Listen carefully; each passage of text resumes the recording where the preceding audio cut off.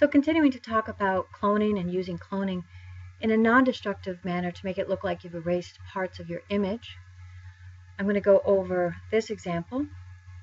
This is kind of a straightforward example because I don't have a lot of perspective to worry about. The image itself, the building, already has a lot of lines and kind of mixed color splashes, so it's kind of easy to mix it in. This is what the original image looked like.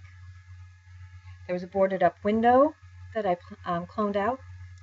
Going back to it, the only thing I did was make a selection of some of the little branches here, and I put those onto their own layer to help kind of reproduce what was there originally. But other than that, it was pretty straightforward. I can go through some of the steps again with you guys. I'm going to zoom in on this, create a new layer, take my clone stamp tool, make sure where it says sample it says all layers, and I'm going to pick a corner, Alt click to sample, and move over. I'm also going to make my brush a little bit larger, and I'm going to make my initial clone, and I'm not going to worry about this really being perfect for this particular image because there's so many other areas that I can go and sample from. I'll kind of treat this lower section that has the shadow and everything separately. So that's pretty fast. I immediately got rid of the majority of the building, but what I see is it's reproducing some noticeable patterns. So that's why I say do an initial clone selection, and then you can go and touch this up. So I might want to get rid of this board because it's so obviously a repetition of this one. So what I would do is perhaps take another board, like this one over here, and sample that and just reproduce it over here. Something that doesn't have as many noticeable patterns on it. And I might just kind of keep working, changing up the selection here. So I'm not going to go through all the steps, but that's what you would do. And then down here, you just want to really zoom in on this section, and I would start working on the lines for the lower panels, sampling those. Go back to my clone stamp tool. In this area, I would make my brush smaller. So I'm going to grab a corner and start placing that in. And you want to make your brush smaller because you want to keep a lot of those branches. And what I'm doing is just trying to reproduce what I think should be there. And maybe I have to go and just kind of keep taking new selections. Don't be afraid to just really treat this as like you're painting an image and just create something.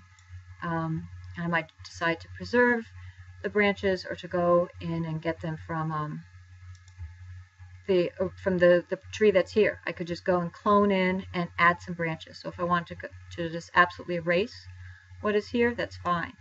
And sometimes if you clone in something that you don't intend, that's also okay, because you can just think of this as a multi-step process. So I got a little bit of something there I don't particularly like, but no problem. I'll just sample down here and go and kind of clean that up right there. So now you can sort of see how this is building. I have a new board there. I've erased a little bit of branches, and I could go and add some more. So something like this is pretty straightforward, and it's really just a matter of spending time on it. And you know, big sections you might be able to just get away and doing with a really large brush, and then zoom in and work on the smaller sections if you have to go around. If I just wanted to work in the opposite way quickly, create another one, and I could also reproduce this boarded up window. So opposite way, Alt click and move over into a corner where I think it would actually look like it exists. And of course I'm going to get the problem that I'm adding in the little bit of branches, but that's okay. I'll just go in and touch those up later, and you can see how fast that can be. And this is completely non-destructive because it's on its own layer, and I'd want to bring in the shadow as well so it looks realistic. Just kind of tracing around. And now I'm just left with some choices of what to do about those branches.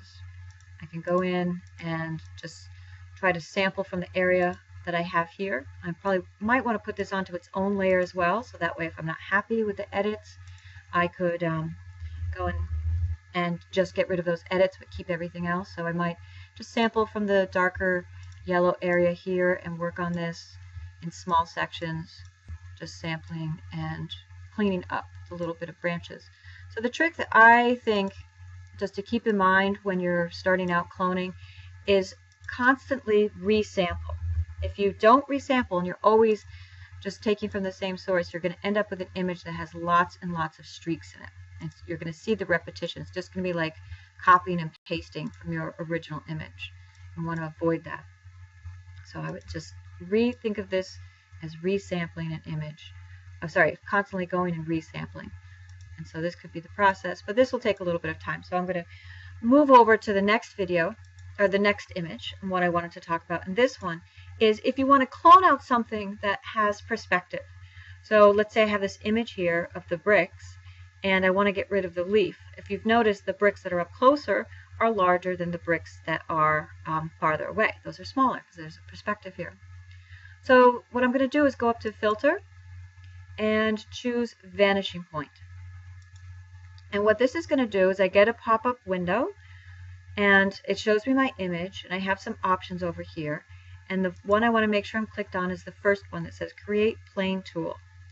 This works kind of like the polygonal lasso tool. I'm going to draw a plane that shows accurately the perspective that is already in this image. And then Photoshop is going to be able to use measurements based on the perspective of the plane that I've drawn to be able to correct the perspective as I clone.